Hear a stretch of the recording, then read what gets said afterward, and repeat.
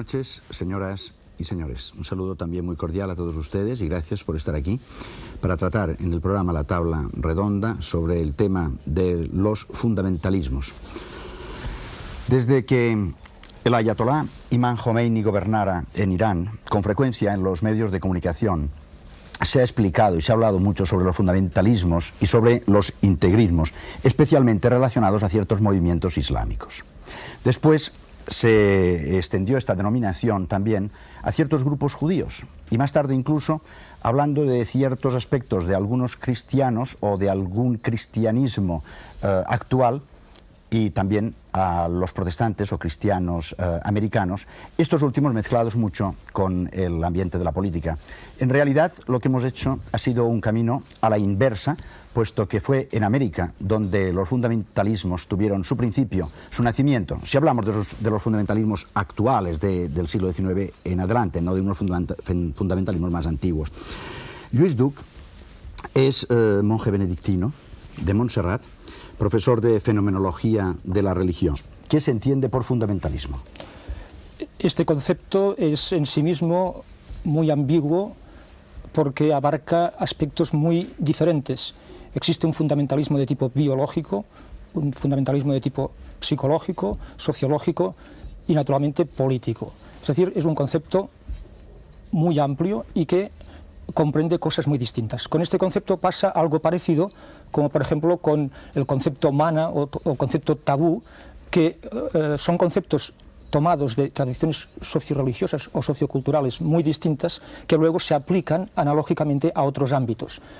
El concepto este fundamentalismo, como bien has dicho, es de origen americano y se plasma entre los años 10 y 15 de nuestro siglo, pero tiene unas raíces que van mucho más atrás.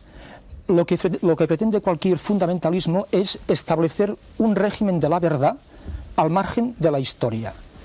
Un régimen de la verdad para establecer en situaciones conflictivas la relación entre religión y política. O sea, diría que el fundamentalismo fundamentalmente, y valga la redundancia, es esto, un régimen de verdad incontrovertible y ahistórica. ¿Habría alguna diferencia entre fundamentalismo e integrismo? Bueno, como antes ya hacía alusión a estas palabras, a estos conceptos que se toman de un ámbito y después se aplican con variaciones en otros ámbitos. Naturalmente, el fundamentalismo protestante, si se quiere americano, posee y parte de una cultura que no es la cultura católica. Podríamos decir que la gran diferencia entre el integrismo como fundamentalismo católico y el fundamentalismo stricto sensu es que el fundamentalismo de tipo católico se afirma y tiene como punto de partida y también de llegada la tradición, es decir, el mantenimiento de la autoridad pontificia, por ejemplo, etc. Mientras que el fundamentalismo de tipo protestante consiste tan solo en una especie de lectura de la Biblia que se convierte en una especie también de papa de papel. Curiosamente, llama la atención cuando uno investiga dónde surgió este fundamentalismo al que ya se ha hecho alusión, y ver la relación que tiene con un hecho insólito, que parece que no tuviera ninguna conexión, y fue con la teoría del evolucionismo de Darwin. Carlos Cañeque, que es profesor titular de Ciencia Política de la Universidad Autónoma de Barcelona, ¿nos podría explicar un poco ese punto inicial del fundamentalismo del que estamos hablando? Sí, bueno, en primer lugar yo creo que el fundamentalismo es un anglicismo, es decir, como palabra, no sé hasta qué punto estaría de acuerdo con el monje de Montserrat, en el sentido de que el fundamentalismo es una palabra que procede de una especie de enciclopedia que se hizo en el siglo XIX, titulada The Fundamentals, y por lo tanto hay que entender el fundamentalismo, a diferencia de integrismo o ortodoxismo, como un anglicismo. Eso en cuanto a terminológicamente, aunque convencionalmente podemos aceptar de una forma más genérica o de otra, pero rigurosamente yo diría que es un fenómeno exclusivamente evangélico, protestante y en los Estados Unidos. En este sentido, sí es cierto que aparece como una reacción inicialmente teológica y luego cultural y política frente a las corrientes del darwinismo y frente a lo que eso significaba para unas personas que querían leer la Biblia literalmente, es decir, sobre todo en el caso del origen del ser humano, en el caso de la procedencia divina y la procedencia del ser humano en cuanto a su cultura y la impronta en Occidente, Darwin va a decir que el ser humano procede de el simio, y eso es absolutamente incompatible con una visión teológica, una visión que entiende teológicamente y literalmente que el ser humano procede del creacionismo genesiaco, del creacionismo, por lo tanto, que está en la Biblia. Esto progresivamente se irá convirtiendo en un debate cultural que irá haciendo cada vez más a la nación americana una nación bendecida por Dios, una nación en la que Dios ha depositado la gran tarea, la gran confianza de convertirse en el nuevo reino de la cristiandad. Los fundamentalismos, nadie puede decir que es ajeno a ellos. Por esto vamos inmediatamente a preguntarle al doctor Rogelio Armengol, que es psiquiatra y es psicoanalista, si los fundamentalismos nacen en la persona, directamente de la persona, o tienen algo que ver en el contexto social entre las personas de la comunidad. Es una pregunta difícil que se ha planteado, yo creo, el hombre se lo ha planteado desde siempre y no se puede contestar, creo, de una manera esquemática. Si lleva razón Aristóteles en su Política cuando dice que el hombre es un animal político, es decir, grupal, que habla, entonces creo que hay que buscar la solución viendo el asunto desde los dos vértices, desde los dos ángulos, el individual y el social o grupal, ¿no? A mí me parece que lo que por otra parte es claro es de que existe un fundamentalismo laico, como ya se ha indicado al principio del debate, y me interesaría destacar en este momento de que fundamentalismo y irracionalidad es algo que no está ligado solo a la razón, sino que tal vez hay que pensar que en eso interviene también algo más. Si llevaba razón Heráclito, carácter es destino. Y en este sentido, para muestra, valdría un botón. Un gran sabio, reconocido por todos como fue Platón, este hombre fue un gran fundamentalista, de manera que, como se sabe, en sus últimos escritos, un consejo nocturno tenía que sentenciar a muerte a los ateos impenitentes. Bien, aunque como ya hemos dicho al principio, la palabra se ha puesto de moda, fundamentalismos, integrismo se ha puesto de moda, hablando de lugares geográficos o geopolíticos medio orientales, no piensen por ello que en Estados Unidos, en América, no haya actualmente donde nació fundamentalismo. Repasémoslo en este reportaje de Paz Carrillo de Albornoz. En una sociedad que suele calificarse de agnóstica y escéptica respecto a las ideologías, resulta llamativo el auge de este fenómeno político-religioso de los llamados fundamentalismos. En el siglo pasado, la teoría de Darwin pareció un ataque despiadado al relato bíblico de la creación. La nueva comprensión alcanzada por las escuelas alemanas de crítica bíblica resultaba una amenaza. Freud enseñaba que algunos comportamientos humanos son debidos más al inconsciente que a la libre elección. Ante este clima de inseguridad procedente de Europa, bastantes teólogos protestantes de Princeton y Chicago establecieron un catálogo de lo que consideraban como fundamental en la fe cristiana y que a su vez está emparentado social y culturalmente con tradiciones conservadoras americanas, como el puritanismo, el milenarismo o el evangelismo conservador. Sin embargo, pese a su cerrazón ante los libros sagrados, no se puede negar a estos fundamentalistas el nivel intelectual alcanzado. Predican en América la moralidad de sus progenitores, forman ligas varias de sello puritanista y parece que el destino nacional coincide con un Dios cada vez más americano, que recaba estratégicas posturas políticas. Muchos años ha pervivido la nueva derecha cristiana, que insiste en los temas sociales con menoscabo de los asuntos teológicos, ofreciendo su humanismo secular a través de importantes redes de televisión a lo largo del país, aunque desde los años 80 se levantan algunas voces que advierten sobre el peligro de la asociación política con la voluntad divina. En el corazón mismo del fundamentalismo cristiano protestante está la interpretación estricta, literal e individual de la Escritura y la inerrancia absoluta de cada una de sus palabras, olvidando que los libros sagrados admiten un progresivo ahondamiento en su comprensión y que la interpretación literal de la Escritura por parte de cada creyente lesiona la historia y la tradición de la Escritura misma. Establece un exagerado contraste entre el mundo y el reino, el bien y el mal, y mantienen que para llegar a la salvación basta con solo creer en Cristo. El catolicismo participa en algunos de sus postulados, puesto que la Iglesia descansa sobre creencias básicas enraizadas en la Escritura y además la tradición, que se ha desarrollado durante 20 siglos. Pero tiene otra comprensión del mundo, que quedó transformado desde el momento de la encarnación y del papel de la comunidad a la hora de hacer presente el reino. También la cultura oficial católica ofrece en ocasiones rasgos fundamentalistas.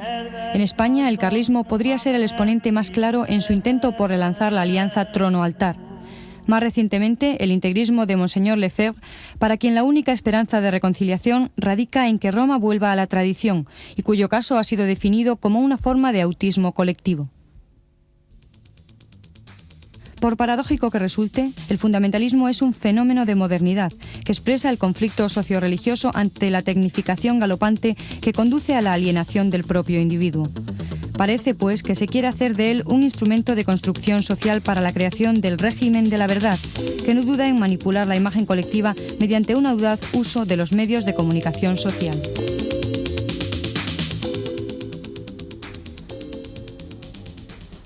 Ricardo Franco es profesor de teología en la Facultad de Granada, es jesuita. El fundamentalismo es tal vez una respuesta, por lo que estamos ya viendo, a la inseguridad del individuo frente a la historia, que además después deviene en integrismo y que desemboca en un verdadero fanatismo. Pues yo creo que sí, que realmente quizás la nota común a todos los fundamentalismos de los que se está hablando aquí es precisamente ese miedo a la historia que se pretende saltar con un acceso inmediato a ese conjunto de verdades que pueden ser las verdades de la Biblia, las verdades del Corán o las verdades de la tradición y la Biblia en la Iglesia Católica. Pero fundamentalmente quitar fronteras y tener un acceso inmediato para poseerla sin intermediario ninguno, sin condicionamientos de ninguna clase. Naturalmente, este miedo a la historia se explica porque la historia es inseguridad. La historia en el futuro no tenemos ni idea de cómo se va a desarrollar. Y la historia en el pasado no la podemos cambiar. Entonces nos puede gustar o no gustar. Y generalmente no nos gusta cómo ha sido la historia en el pasado. Pero a pesar de todo la tenemos que aceptar. Y eso es precisamente una de las cosas que procuran quitar, porque hay cantidad de cosas en la historia pasada a la que no queremos nosotros enfrentarnos y que no queremos aceptar como historia propia. Creo que esta es quizás una de las razones fundamentales de todo el fundamentalismo. Carlos Cañeque es el autor del libro Dios en América. Los comienzos de los fundamentalismos, hemos explicado y usted mismo ha explicado que eran religiosos y sin embargo devienen después en políticos. ¿Es natural en este fenómeno que ocurra así? Sí, porque yo creo que la propia idea del fundamentalismo está ya implícitamente la idea de un pueblo elegido. Es decir, fundamentalismo y nacionalismo son cosas muy parejas. Entonces, a partir de la Primera Guerra Mundial, lo que inicialmente era teológico, lo que inicialmente era una polémica con el darwinismo y con el evolucionismo, se va a convertir en una polémica cultural, en un debate nacional y político. Y el comunismo va a aparecer con el darwinismo, Darwin y Marx, dos europeos perversos en la puritana sociedad norteamericana. Para los fundamentalistas se va a convertir un poco en el gran enemigo, ese enemigo maniqueo del bien y el mal, y por lo tanto hay que considerar que esta politización va a ir siguiendo un curso hasta llegar a la politización más importante, que es precisamente la de los años 70 y finales de los 70 sobre todo y principios de los 80, cuando Ronald Reagan va a ganar las elecciones. Ronald Reagan por dos comicios consecutivos y después Bush. Son 3 veces que el conservadurismo ha ganado en Estados Unidos. Eso radicalmente mi interpretación es que se debe en gran medida al fenómeno televangelista. Es decir, el fenómeno televangelista, que es un fenómeno exclusivamente o casi exclusivamente protestante, debido a que la estructura del protestantismo es una estructura centrífuga y no centrípeta como la del catolicismo. Si nosotros hiciéramos un programa... O sea, ¿usted cree entonces que el protestantismo como tal facilitó el camino al fundamentalismo? El protestantismo. El protestantismo. Bueno, es que el protestantismo es fundamentalista. Quiero decir, el fundamentalismo es protestante, exclusivamente. Quiero decir. No, lo que yo creo que es incompatible es el fenómeno televangelista y el fundamentalismo moderno de los 70 y 80 sin el fenómeno de la televisión. Y en ese sentido, el fenómeno de la televisión es compatible solo con el protestantismo. No podemos imaginar un programa con atractivo televisivo, y usted lo debe saber muy bien, desde el catolicismo. Porque un sacerdote podrá decir una serie de interpretaciones, pero al cabo de 4 o 5 programas, si se pasa hablando de política, lo van a censurar. En cambio, en el protestantismo, como Jerry Falwell puede leer la Biblia por ser protestante, por esa estructura centrífuga, y puede decir que los misiles F-15 están justificados en Israel, por lo tanto, esa estructura permite completamente el fenómeno televangelista. Sí, pero probablemente le censuraría también el propio pueblo, el pueblo de Dios, porque como no sería fundamentalista, pues lógicamente habría unas interpretaciones diversas sobre los hechos. El pueblo de Dios le ayuda. En la coral de la Iglesia Adventista del Séptimo Día interpreta ahora el himno Firmes y Adelante. La Iglesia Cristiana Adventista sostiene un fundamentalismo moderado. Por ello, respeta la Sagrada Escritura como la palabra inspirada por Dios, siguiendo en ello el ideal de la Reforma protestante del siglo XVI, sola Escritura. Para ello, interpreta la Biblia con criterios rigurosamente científicos, utilizando la exégesis, la hermenéutica, los géneros literarios, la arqueología, la historia, etc. La Iglesia Cristiana Adventista es respetuosa de cualquier ideología religiosa. Su posición no es dogmática ni radical.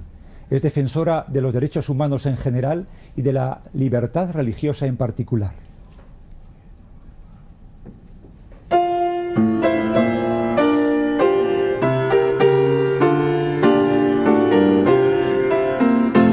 Hacia adelante seguid el blasón,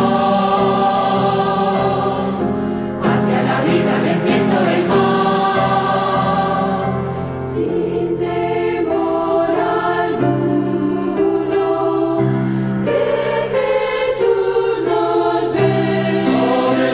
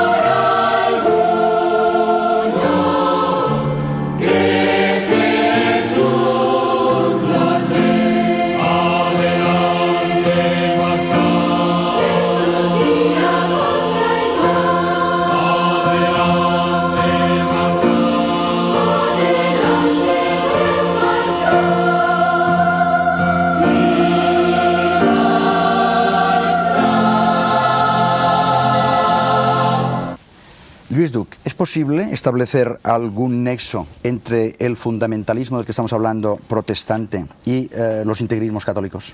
Bueno, yo creo que aunque el punto de partida sea distinto, que no es muy distinta a la cultura americana, calvinista americana se tendría que distinguir más que luterano americana, y la cultura católica, yo creo que el punto de llegada es prácticamente el mismo, porque el caldo de cultivo también es el mismo, y el mismo es el miedo.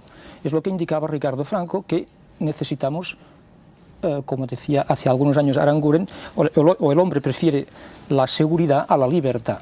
Y por tanto, cualquier tipo de fundamentalismo, sea en sentido estricto o sea en sentido traslaticio, significa un confiarse, un no tener que buscar por sí mismo los criterios para moverse por la vida. Por eso los fundamentalismos, tanto los de raíz católica como los de raíz protestante, tienen tanto miedo a la historia, porque la historia es improvisación, la historia es incluso imprevisión, es decir, todos los factores que conlleva el no saber qué pasará el día de mañana.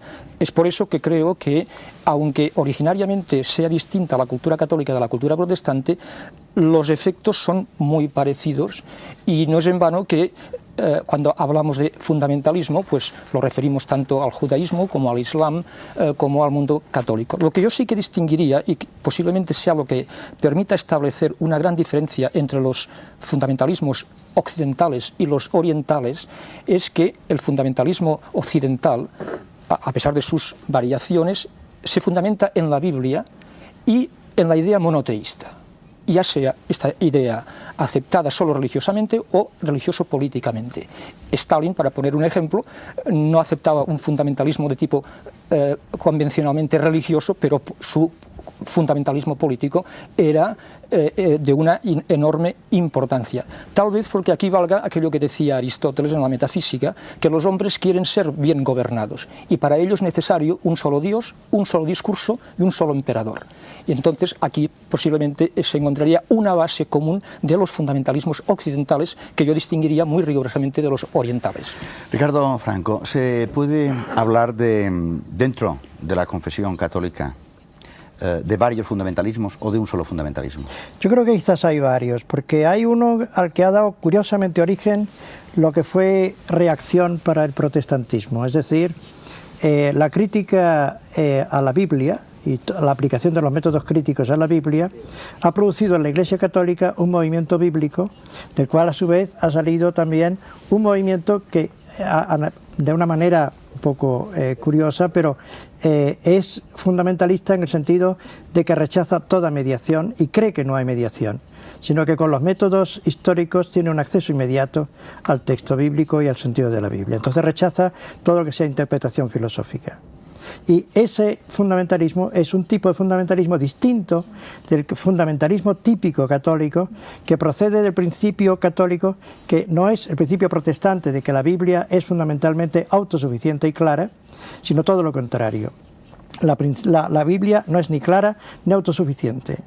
Necesita la tradición, y como la tradición no está en un libro completo como es la Biblia, la tradición a su vez necesita un magisterio vivo que diga: este elemento pertenece a la tradición, este elemento no pertenece a la tradición. Pero así se forma un completo. En los diferentes fundamentalismos que todavía estamos hablando, que es el catolicismo y el protestantismo, pues tienen como base, como ustedes están viendo, el libro, la Sagrada Escritura, la Biblia. Y también la Biblia forma parte muy importante del pueblo judío. Vamos a entrar en el tema de los fundamentalismos judíos con este reportaje de Paz Carrillo de Albornoz. Desde tiempos del rey Salomón, la menorá o candelabro de 7 brazos es el símbolo del legado judío. Cuando la diáspora de este pueblo crece en importancia, el elemento aglutinante es el Talmud, ya que la religión judía se apoya tanto en los libros sagrados o Torá como en la tradición oral o Talmud, que interpreta la ley de Moisés y constituye el código civil y religioso para el pueblo de Israel. En las más modernas escuelas se afirma que esta tradición está basada en la ley, pero no como dogma, sino como norma, como apertura hacia una actividad social del cambio. Pese a que el término fundamentalismo no existe en lengua hebrea ni el yiddish, sí existen ciertos rasgos fundamentalistas en el judaísmo, alimentados tal vez por el miedo a perder su identidad religioso-cultural ante la dispersión en que han vivido judíos de Europa y América. Ya en el siglo pasado, ante los profundos cambios traídos por el modernismo, floreció un judaísmo ortodoxo que se consideraba demasiado limitado para discutir la palabra de la ley divina. En la actual situación política israelí, la participación y el poder de estos grupos calificados como ultras va en aumento. Representados con 5 escaños en el Parlamento el año 1951, desde el último abril cuentan con 13 diputados, pertenecientes a 3 partidos diferentes, Shas, Degel HaTorah y Agudat Israel, que actúan como minúsculos partidos bisagra con un importantísimo papel decisorio en los comicios nacionales. Dirigidos con frecuencia por un consejo de rabinos, se oponen a Isaac Shamir por incumplimiento de sus promesas en materia religiosa. Estos ultraortodoxos quieren imponer su visión del mundo y recurren incluso a la violencia, pero el papel de árbitro que la compleja situación política les ha otorgado ha provocado un fuerte antagonismo en la sociedad que reclama con urgencia un cambio en el sistema electoral y en las leyes tocantes al servicio militar. Por ejemplo, gran parte de los Hasidim no cumple dicho servicio en un país donde todo joven de ambos sexos pasa por el cuartel. Los jóvenes Haredim se dedican al estudio de la Torá, que para ellos es una forma de preservar a todo el pueblo de Israel. En los actos públicos existe una separación absoluta entre hombres y mujeres. Renuncian al uso indiscriminado de la radio y la televisión y recurren a la información por medio de carteles que cubren las paredes de sus barrios. La mujer, sin embargo, tiene un papel activo en la sociedad. Su profesión preferida es el magisterio, y aunque el porcentaje de divorcios es bajo, normalmente es ella la que lo pide. Para Ben Gurión, socialista laico y fundador del Estado de Israel, el problema de estas minorías es que nos recuerdan a nuestros padres.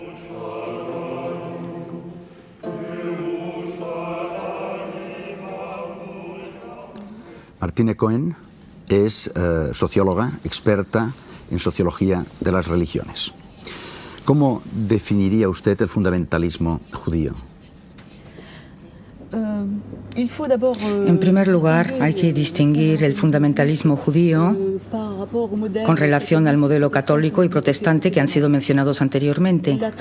La tradición judía, en sus principios, prohíbe, en principio, el fundamentalismo, que es una lectura literal, porque la tradición judía es una tradición de interpretación, igual que el catolicismo lo es directamente, la tradición de interpretación. Si podemos hablar a partir de este momento de equivalencia de un fundamentalismo del fundamentalismo protestante, sería con una lectura literal, o por lo menos una lectura estricta, del corpus de las interpretaciones judías de la tradición, que es el Talmud. En el Talmud se encuentra la mayoría de las interpretaciones de la tradición judía. E históricamente es en este corpus que una parte del mundo religioso judío, en el momento de la emancipación, es decir, a finales del siglo XVIII, deseó cerrar este corpus de interpretaciones porque temían, porque hay que hablar de temor, porque temían una dilución, una disolución de la identidad y porque temían también perder su poder. Por consiguiente, en primer lugar, el fundamentalismo es un fundamentalismo, entre comillas, talmúdico, podríamos llamarlo así, en la medida en que se trata de una interpretación realmente muy rigurosa de la ley, un refuerzo de las prohibiciones, un refuerzo de las obligaciones, eso en primer lugar. E históricamente este movimiento se ha constituido en el mundo religioso. Es uno de los movimientos religiosos que se creó en el siglo XVIII, a finales del siglo XVIII, como reacción en contra de la apertura de la sociedad o de las sociedades judías, la desestructuración de las sociedades tradicionales y la pérdida de su propio poder. Se trata de una de las reacciones contra la modernidad que se creó. No es la única reacción, naturalmente. ¿Existe alguna diferencia entre los fundamentalismos de los judíos residentes en Israel y aquellos otros residentes en la diáspora fuera de Israel? Sí, naturalmente existe una diferencia, porque la situación en Israel es una situación de compromiso. A priori, en principio, a partir de la creación del Estado en 1948, existía una separación entre el Estado y la religión, salvo en cuanto a un punto se refiere la cuestión del derecho personal, es decir, del Estado civil. Para todo lo que sea matrimonios, divorcios o registro en el Estado civil, son las autoridades religiosas las que se ocupan de todo ello. En cuanto al resto, depende de la ley, de las leyes laicas del Estado. Esta es la situación israelí y va a ir evolucionando en cierta manera a medida que va transcurriendo la historia reciente de Israel. Luego hablaremos de ello. En Francia, en la diáspora en general, los judíos viven en unas sociedades totalmente secularizadas, laicas, donde prevalecen reglas laicas y ninguna minoría fundamentalista, que sería fundamentalista, ninguna de ellas podría imponer su ley a los demás judíos. Vamos a acercarnos ahora al fundamentalismo islámico. Mohamed Arkoun es profesor de Historia del Pensamiento Islámico en la Sorbona. Entre los musulmanes, los fundamentalismos han sido causa de disensión entre ellos o realmente están unidos justamente por el fundamentalismo. Resulta difícil decir que se reúnen gracias al fundamentalismo, porque el Islam y el pensamiento islámico siempre ha sido algo plural. Ha sido pluralista durante todo el periodo clásico del Islam, es decir, desde el siglo VII hasta el siglo XIII. Y lo que nosotros llamamos fundamentalismo actualmente no es algo particular, tal como lo acabamos de decir, algo que sea propio del Islam únicamente. Y todo lo que se ha dicho hasta ahora se aplica también al Islam. Y yo creo que habría que ampliar todavía más, mucho más de lo que acabamos de hacer, ampliar esta noción de fundamentalismo, oponiendo la noción de revelación. La palabra no se ha pronunciado, es decir, la palabra de Dios, confrontados a la historia de los hombres. El fundamentalismo es la lucha de los hombres para apropiarse de la palabra de Dios en la historia terrestre. Entonces esto se lleva a cabo con unos métodos y en unas condiciones políticas que naturalmente podemos analizar como sociólogos, psicólogos, historiadores, etc. Es lo que suele suceder en el Islam, concretamente desde los años 1950, porque yo les recuerdo que durante los años 1950 todos los países musulmanes, desde Indonesia hasta Marruecos, empezaron su lucha para la liberación de las dominaciones coloniales. Y no podemos separar esta expresión, esta lucha por la verdad, que ya se llama fundamentalismo, de este contexto de lucha por la liberación que sigue naturalmente, porque estamos viviendo ahora una crisis y esperamos que no habrá ninguna guerra a medianoche. Vamos a ampliar ahora estas palabras y este tema con este reportaje de Paz Carrillo de Albornoz.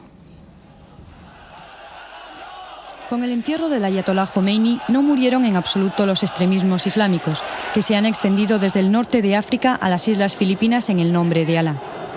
Segunda religión por el número de fieles, casi 1.000 millones de musulmanes, el Islam sigue consiguiendo nuevos adeptos, sobre todo en el continente negro. Pero su pujanza no se mide aritméticamente, sino por su impresionante capacidad de seducción, de convocatoria y de contagio. El Islam busca ser religión y Estado a la vez. Aspira a ser un sistema político y social global, que garantice a todos sus fieles la profesión de su creencia, la práctica de su culto y la integridad de su orden moral, y aproximadamente un 87% de sus seguidores pertenecen a la confesión ortodoxa o suní. Sin embargo, extremistas suníes y chiíes extraen de un mismo texto sagrado dos formas diferentes de gobierno. Pero dentro de unas líneas comunes existen pues corrientes y grupos musulmanes diversos, como los chiitas de Irán, los hermanos musulmanes, los al-Muhammad, salafiyún, etc., en los que se advierte la identidad religión-sociedad propia de los fundamentalismos. No existe acontecimiento político, económico y social que no encuentre explicación en clave religiosa. la ley islámica o sharia se convierte en única fuente de legislación, tratando de organizar toda la vida individual y colectiva bajo los imperativos de la ley que estiman divino positiva. Resulta así que la sharia define no solo el culto y sus exigencias, sino también el derecho civil y penal, más las reglas del Estado, incluidas las relaciones internacionales. No se olvide la discutible interpretación que dan a la Guerra Santa o Yihad. También en el mundo islámico parece vislumbrarse cierto integrismo a la hora de definir qué tradiciones proféticas o sunna son aceptables como fuente de la ley además del Corán. Para algunas escuelas las interpretaciones y reformas no terminan nunca, ya que la sharia está llamada a evolucionar y adaptarse a los tiempos. Entre los fundamentalistas, sin embargo, es aceptada la fijada por el propio Mahoma y los 4 califas bien guiados, rechazando de plano toda aportación occidental y cualquier evolución moderna del estatuto personal del imán. Las tendencias fundamentalistas aparecen con virulencia diversa un poco por todas partes del mundo musulmán: Mauritania, Líbano, Arabia Saudí, Irán, Senegal, Nigeria.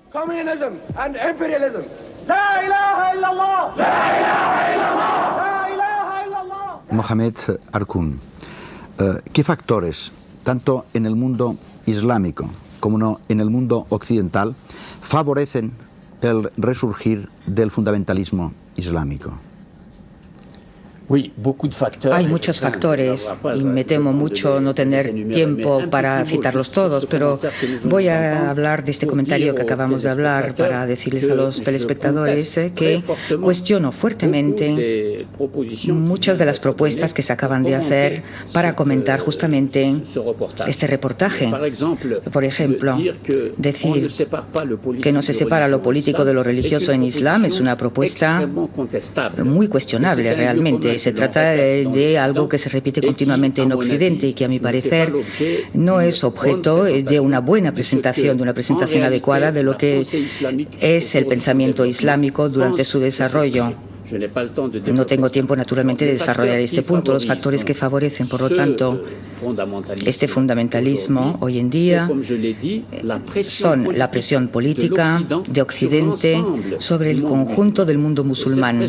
Y esta presión política se tradujo, en primer lugar, por las luchas por la liberación, en segundo lugar, por lo que llamamos la construcción nacional después de la liberación, y esta construcción nacional se vio sometida a la presión de Occidente por medio de la presión económica y de la presión tecnológica en estas sociedades. Y esta presión tecnológica y económica determinó una marginación e incluso un fracaso, una ruptura de todo el lenguaje tradicional que sirvió para establecer la cohesión de las sociedades musulmanes. Y esta ruptura de todas las estructuras tradicionales, de todos los lenguajes tradicionales, por fuerzas que venían del exterior y que no emergían del interior de las sociedades musulmanes, esto es lo que realmente existe en protestas violentas contra estas fuerzas que provienen del exterior y que desgraciadamente todavía siguen actuando. Naturalmente no tengo que aludir a lo que todo el mundo sabe.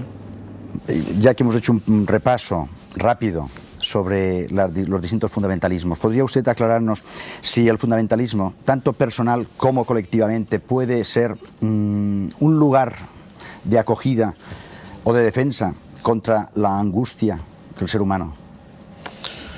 Yo pienso que puede ser o puede querer ser un remedio, pero seguramente no es un buen remedio. Claro, esto es un tema muy complejo, muy difícil. Yo diría que quienes pueden ayudarnos a responder a esta pregunta tal vez sean los poetas, ¿no? Si usted me permite una pequeña confidencia, yo le diría que Freud, comparado a Esquilo, no era más que un pequeño aprendiz. Y en razón de esto, yo hoy me he acompañado de un buen amigo, de Goethe, y si usted me lo permite, yo leo 10 versos. Dice Goethe en el Fausto: solo veo a los hombres torturarse, veo al pequeño Dios del mundo siempre de condición igual y tan excéntrico como al principio. ¿Acaso viviría algo mejor de tú no haberle dado ese vislumbre de luz del cielo? Él la llama razón, pero la usa solo para vivir más bestialmente que cualquier humano. Aquí Goethe, hablando con Dios, es el diablo quien habla con Dios, es un poco pesimista, pero como se sabe, el Fausto acaba con aquello de lo infinito, lo inefable, lo incomprensible, el eterno femenino, nos conduce al cielo. Yo creo que es erróneo concebir al humano como Homo sapiens. El hombre es también Faber, trabaja, es Ludens, juega, es patologicus, es decir, tiene mucha ansiedad, y tal vez en ocasiones es demens, es un demente. Yo creo que el hombre es un compuesto que funciona de manera más o menos integradas, y que así como hay sectores fundamentalistas en toda comunidad, las hay también en la mente. En la mente hay un sector muy irracional. Y entonces, frente a la angustia, solamente hay dos caminos que se entrecruzan: la acción y la comprensión. Hay a veces una tendencia a pensar que los conflictos se arreglan a través de la violencia y de la muerte. Esto es muy claro en la tragedia griega, sobre todo en Esquilo, en quien domina más la comprensión que la muerte. Pero también hay la tendencia opuesta: arreglar el conflicto a través de un acto vital y no mortal. A través de la comprensión, el pacto, el entendimiento, y sobre todo a través de un ejercicio simbólico. Porque no es lo mismo decir el diablo, por poner un ejemplo, es un símbolo del mal, que decir que es el espíritu del mal. Carlos Cañeque, hemos hablado de la angustia personal del individuo. Tal vez los fundamentalismos también se usan para dominar al individuo. Hombre, en el caso del fenómeno televangelista, que es un fenómeno político, como digo, importante, a pesar de que algunos académicos no le den importancia. Yo creo que si estamos viendo que se compone ahora mismo un 13,8% de la audiencia nacional televisiva en Estados Unidos, es la primera audiencia nacional, por encima ya de los deportes. Estamos hablando de una influencia, y el mundo de la televisión religiosa en este sentido rompe con todos los esquemas maclujanianos y con todas las tipologías posibles. Verdaderamente claro que es un elemento de dominación. Además, el fundamentalista creyente, yo creo que, siguiendo un poco con Freud, no asume precisamente la idea de rebelión contra el padre, sino que asume precisamente la asunción del padre. Es decir, la dominación es absolutamente consustancial al propio fenómeno. En cuanto a el planteamiento ideológico que deriva del fundamentalismo, yo creo que lo que está ocurriendo en el Golfo Pérsico es un ejemplo enorme y muy claro de lógica fundamentalista que ha suplantado a una lógica de la racionalidad. Textualmente voy a citar, no a Goethe, no me voy a ir tan lejos, me voy a ir simplemente a un fundamentalista muy representativo, que es Jerry Falwell, un miembro del equipo republicano de Ronald Reagan en la campaña del 80, que desde la Biblia considera que el pueblo de Israel es un pueblo que Estados Unidos teológicamente debe apoyar. Dice textualmente Jerry Falwell en su libro Listen America, que es un libro obviamente nacionalista por su título. Dice: el último capítulo de la Biblia, el libro de las revelaciones, contiene profecías sobre el futuro. Esta pequeña nación, Israel, será de nuevo atacada por sus enemigos árabes. Pero como dice el profeta Ezequiel, y además lo cita textualmente, en Ezequiel 38, los árabes serán vencidos con la ayuda de la mano de Dios. Si los árabes y sus aliados rusos, aquí ya añade algo que obviamente no está en la Biblia, leyeran lo que Dios les tiene reservado, caerían llorando sobre sus rodillas para pedir clemencia a Dios y a Israel. Por todo ello, América debe seguir su apoyo a Israel con más fuerza que nunca. Eso es lo mismo que podría decir perfectamente Saddam Hussein. Sí, esto, Ricardo Franco, con este mismo ímpetu, ¿puede ser que encontremos dentro del catolicismo algunas nostalgias del pasado? Pues yo creo que es evidente que se encuentran nostalgias del pasado, de un pasado que además, si se examina históricamente, no ha existido nunca.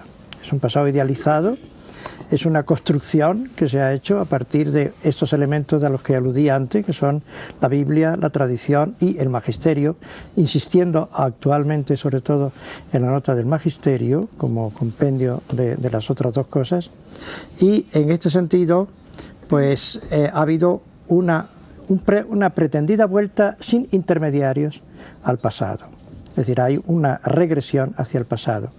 El por qué, si me preguntas el por qué, pues yo diría que quizás hay unas causas que son suprarreligiosas, es decir, que parece que están presentes ahora en el mundo entero, que es de alguna manera un miedo a ese enfrentarse con la inseguridad, sea la inseguridad histórica a la que yo he aludido, sea cualquier otro tipo de inseguridad, y por lo tanto el prescindir de intermediarios para entrar en contacto directo con ese conjunto de doctrinas o de prácticas. En el Concilio Vaticano II había algo de fundamentalismo, todo lo contrario, se establecieron luchas. ¿Qué hubo? Bueno, el Concilio Vaticano II se encontraron las dos corrientes. Eso me parece que es lo que sale del estudio de las actas del Vaticano II.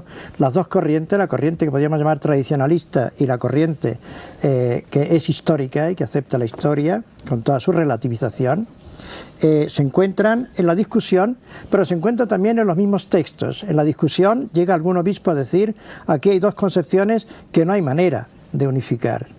Y en los textos, sin embargo, aparecen juntas.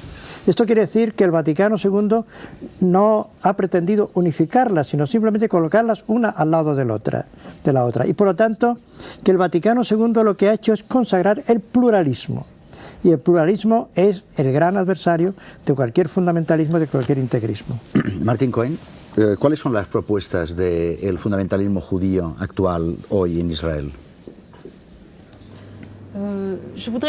Quisiera decir en primer lugar que este fundamentalismo judío en Israel, no sé si hay que hablar de ello en singular, pero yo creo que más bien en plural, porque existe una diversidad de grupos religiosos que todos se llaman a sí mismos radicales y que se disputan la interpretación de los textos bíblicos o talmúdicos. Para hacer un balance rápido, tenemos grupos nacionalistas a favor del Gran Israel, es decir, se trata de ocupar toda la tierra de Israel bíblica. Podemos hablar de fundamentalismo bíblico, en este caso son los grupos, conocemos el nombre del Gush Emunim, es decir, el bloque de la fe. Y frente a ellos hay grupos religiosos y radicales que interpretan la tradición religiosa en un sentido totalmente distinto, y ellos están a favor de devolver los territorios, o bien no se pronuncian sobre este punto. Por consiguiente, tenemos un primer fundamentalismo que podríamos llamar bíblico, que surgió en Israel desde mediados de los años 70 aproximadamente, y cuyo emblema o cuyo grupo emblema podría ser este Gush Emunim, que ha sido muy activista, sigue siendo muy activista todavía ahora.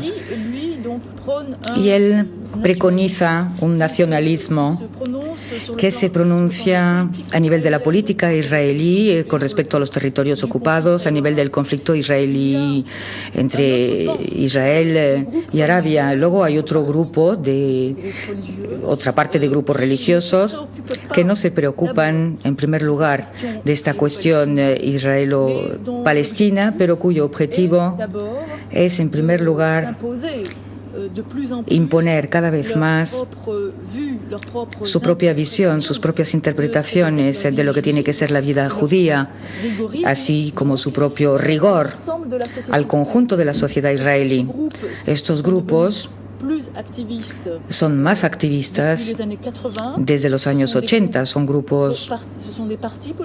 partidos políticos o bien son grupos religiosos, pero que no son partidos y que intervienen en la política israelí desde los años 80. Justamente para ir comiendo terreno, en cierto modo, a nivel de la legislación, también con respecto a las relaciones hombre-mujer, sobre la cuestión también de los transportes urbanos, o la crianza de cerdos, etcétera, quieren imponer en la legislación social del Estado de Israel, que es una legislación fundamentalmente laica, quieren imponer la ley judía en sí, la halajá. Pero se trata de dos activismos, dos fundamentalismos judíos totalmente distintos. El segundo es talmúdico, más bien. Es algo totalmente nuevo, son actitudes totalmente nuevas en comparación con la actitud precedente, que era de retirada, de gueto voluntario, en cierto modo, lo podríamos llamar así. Mohamed Arkoun, ¿y qué pretenden los fundamentalismos islámicos hoy? No solamente hoy, sino desde siempre, desde el nacimiento del Islam. Pretenden que los dirigentes que están in situ, es decir, el Estado, tal como lo llamamos, que es el responsable de la gestión de la sociedad terrestre, pretenden que no cumple las condiciones requeridas por lo que los musulmanes consideran como siendo las instrucciones de Dios, los mandamientos de Dios para administrar la ciudad terrestre. Ese es el punto fundamental. Y desde que surgieron los estados contemporáneos, es decir, tal como lo dije, desde los años 50, después de la liberación, se implantaron estados que se llaman estados modernos. Efectivamente son modernos porque en este sentido de que por primera vez ellos generalizan el control ideológico para toda la sociedad. Y los movimientos islamistas, así se llaman también, no solamente fundamentalistas, cuestionan justamente esta asunción totalitaria del conjunto de la sociedad, porque ellos creen que se trata de un peligro, igual que lo que se acaba de decir para los judíos, se trata de un peligro para el futuro, para el devenir de un Estado que sea de inspiración musulmana. Para ser justos, a pesar de todo, tenemos que decir que realmente tenemos dos fundamentalismos que están luchando entre sí en todas las sociedades musulmanas. El fundamentalismo del Estado, que se inspira de un fundamentalismo de tipo staliniano a veces, es decir, que se trata de un fundamentalismo laico y contra el que los ciudadanos reaccionan. Y para reaccionar contra este fundamentalismo, los ciudadanos utilizan la única arma que tienen a su disposición y que este Estado totalitario no puede cuestionar, es la referencia religiosa. Y allí es donde surge la expresión fundamentalista a causa del cuestionamiento político, del fundamentalismo político que representan los Estados. Por lo tanto, tenemos una dialéctica realmente entre dos tipos de fundamentalismo y es un error el examinar únicamente el fundamentalismo de origen religioso. Luis Duc, entre todas las cosas que estamos ahora diciendo y hablando, parece que siempre estemos diciendo que el fundamentalismo tiene una relación con el pasado. Sin embargo, los fundamentalismos actuales, ¿se puede encontrar realmente unos elementos que son francamente modernos, que son francamente de la actualidad? Bueno, me parece que la situación actual viene dada por una falta, por una quiebra de las legitimaciones que, al menos en Occidente, han servido para que la sociedad más o menos funcionara bien, o menos mal, si se quiere. En esa situación de falta de legitimación, puede parecer que la propuesta fundamentalista o las propuestas fundamentalistas sean un mero retorno al pasado para realizar una construcción social del ámbito de vida del ser humano. Pero si se mira bien, sucede que los fundamentalismos aunan una ideología que podríamos denominar arcaica con un máximo de modernidad, por ejemplo, en el uso de los mass media, y eso con la intención de manipular la imaginación colectiva. Es decir, quien posee los símbolos, quien posee el dominio de los símbolos, posee, de hecho, el dominio de los hombres. Quizá un ejemplo clarísimo sea la manipulación que hizo de los símbolos el nacionalsocialismo. Es decir, el símbolo puede curar, puede sanar al hombre, pero también puede destruirlo de raíz. Y es por ello que creo que los fundamentalismos, al menos los de raíz occidental, aunan un máximo de arcaísmo con también un máximo de modernidad en las técnicas.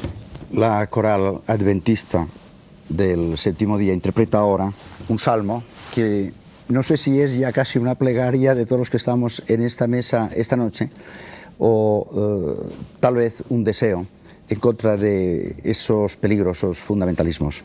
El título es Tú vendrás, Señor.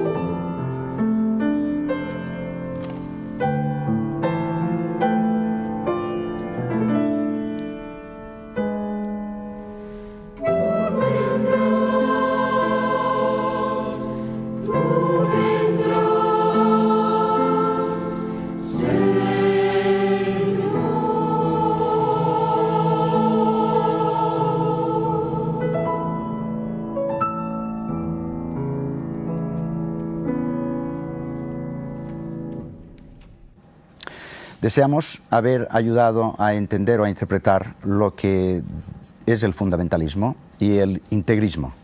Lo demás está en los periódicos y en las noticias de los telediarios de todos los días. Y si no, sigan escuchando y sigan leyendo. Buenas noches y hasta el próximo sábado.